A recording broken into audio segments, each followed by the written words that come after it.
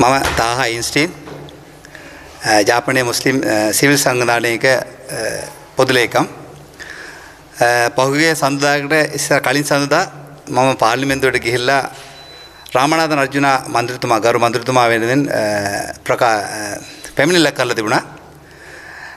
ඒ පැමිණිල්ලේදී මම කියලා තිබුණා එයාගේ ආందోලනාත්මක කතාව සඳහා එයාට විරුද්ධව ගරු පාර්ලිමේන්තුවේ කතානායකතුමා විසින් එයාට විරුද්ධව මේ කටයුතු කරන්න කියලා.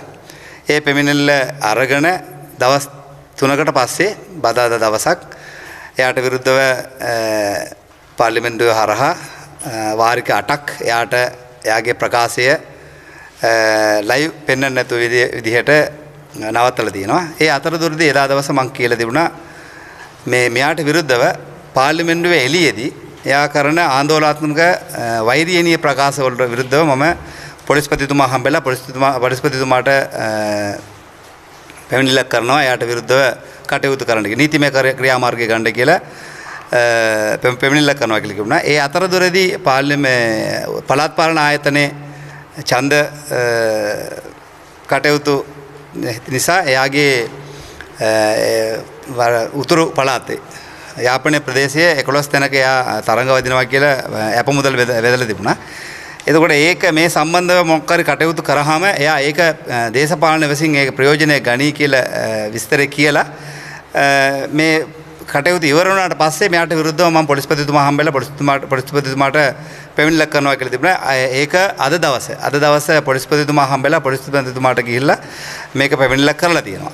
පොලිස්පතිතුමා මේක අරගත්තා. ඒකේ මෙයා පාර්ලිමේන්තුවේ එළියේදී කියපු කතාවක් තමයි 1990 මුස්ලිම් ජනතාව බලහත්කාරයෙන් ආයුධ තියාගෙන LTT කණ්ඩායමෙන් එළියට දාලා තිබුණා.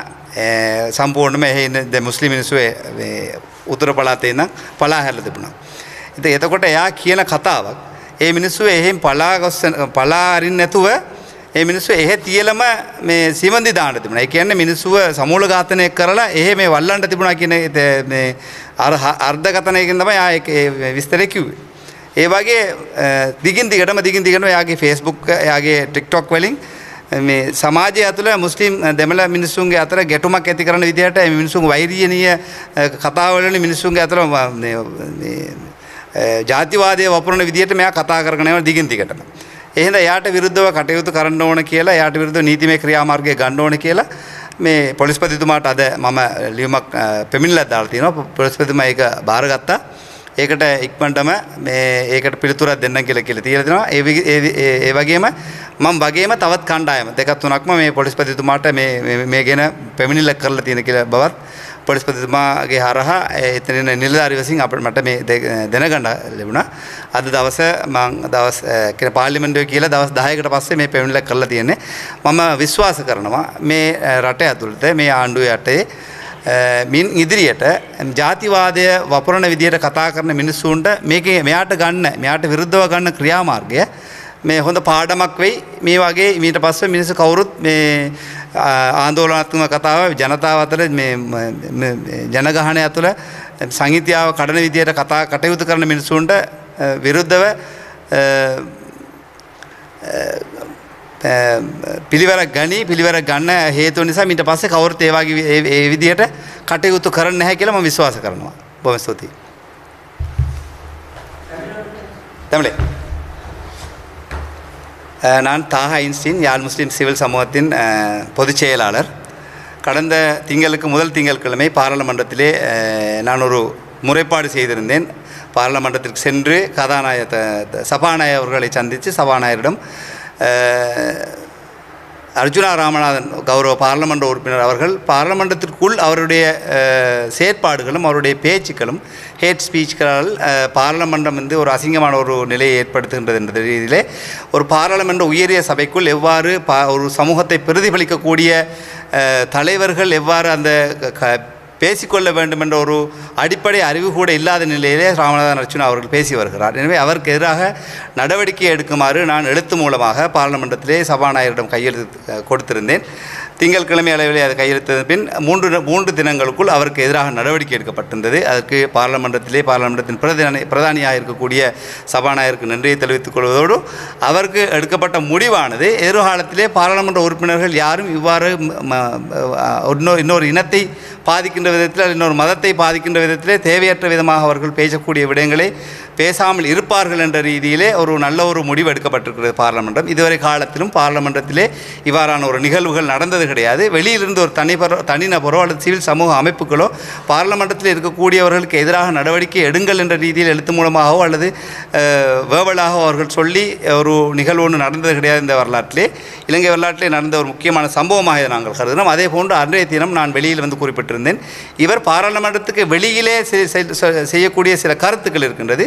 அது முஸ்லீம் தமிழ் மதங்களுக்கிடையே நீண்ட கால உறவுகளை பிரித்துவிடக்கூடிய ஒரு நிலைமை. 1990ஆம் ஆண்டு வெளியேற்றத்துக்கு பின் தமிழ் முஸ்லீம் உறவுகள் மிக நெருக்கமாகவும் பழைய கசப்பான நினைவுகளை மறந்து அவர்கள் ஒன்றுகளை வாழ்ந்து கொண்டு வரக்கூடிய சூழலிலே இவரது அரசியல் தேவைக்காக செய்யக்கூடிய இந்த கருத்தானது மீண்டும் தமிழ் இளைஞர்கள் மத்தியிலே முஸ்லீம்கள் மீதான தேவையற்ற ஒரு நிலையை ஏற்படுத்துவதும் இவருடைய கருத்துக்கள் மூலமாக இவருக்கு பின்னூட்டம் இடக்கூடிய முஸ்லீம் சில உணர்ச்சி வசப்படக்கூடிய இளைஞர்கள் ஒரு மதத்தை தாக்கக்கூடிய தமிழ் மதத்தையோ தமிழ் இனத்தையோ அல்லது ஒரு மதத்தை தாக்கக்கூடிய விதத்திலான ஒரு பேச்சுக்களையும் அவர்கள் பேசி வருவார். இந்த கருத்துக்கள் என்பது மாறி மாறி கருத்தாடல்கள் வருகின்றது என்பது சமூகத்துக்குள்ளே இருக்கக்கூடிய ஒரு ஒற்றுமையை பிணைப்பை இல்லாமல் ஆக்கிவிடும். எனவே இவரது கருத்துக்கள் தடுக்கப்பட வேண்டும், இவருக்கு எதிராக நடவடிக்கை எடுக்கப்பட வேண்டும் என்ற அடிப்படையிலே நான் இன்றைய தினம் போலீஸ் மா அதிபரிடம் சென்று போலீஸ் மா அதிபரிடம் முறைப்பாடு செய்திருக்கின்றேன்.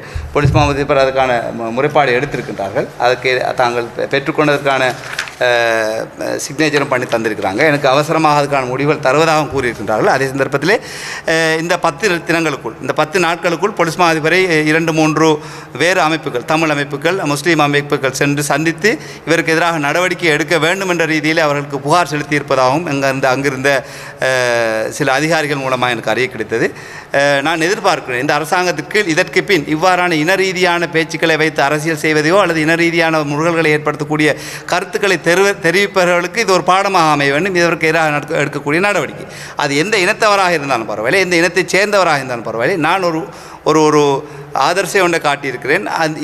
இவ்வாறு யார் நிலங்களுக்கு எதிரான முருகலை ஏற்படுத்தக்கூடிய கருத்துக்களை தெரிவிக்கிறார்களோ அவர்களுக்கு எதிராக போலீஸ் மா அதிபரை சந்தித்து போலீஸ் மா அதிபரிடம் புகார் செலுத்துவதோ அல்லது பாராளுமன்றத்திலோ அல்லது வேறு எங்கே புகார் செலுத்தி இவர்களுக்கு எதிரான நடவடிக்கை எடுக்க முடியும் என்ற ஒரு விடயத்தை காட்டியிருக்கிறேன். எதிர்காலத்திலே வெறுமனே ஒருவரிடம் ஒரு சாராரிடம் கொடுத்து விடாமல் சமூக பொறுப்பாக இருக்கக்கூடிய சமூக அமைப்புகளும் சமூக ஆர்வலர்களும் இவ்வாறான நடவடிக்கைகளில் ஈடுபட வேண்டும். இந்த நாட்டை நாடாக கொண்டு செல்வதற்கும் பள்ளின மக்கள் வாழக்கூடிய இந்த நாட்டிற்குள் சமாதானத்தோடும் சமநீதியோடும் வாழ்ந்து கொண்டு இந்த நாட்டை கட்டியெழுப்பக்கூடிய ஒரு நிலையை ஏற்படுத்த வேண்டும் என்ற ஒரு நல்ல மனோநிலையிலே இந்த நடவடிக்கை எடுத்திருக்கின்றேன். எனவே இந்த நடவடிக்கையின் மூலமாக நான் எதிர்பார்க்கின்றேன் இதற்கு பின் யாரும் இவ்வாறான இன ரீதியான முருகலை ஏற்படுத்தக்கூடிய கருத்துக்களை தெரிவிக்க மாட்டார்கள் என்ற ஒரு நம்பிக்கையோடு இந்த விடயத்தை தெரிவித்திருக்கின்றேன். நன்றி.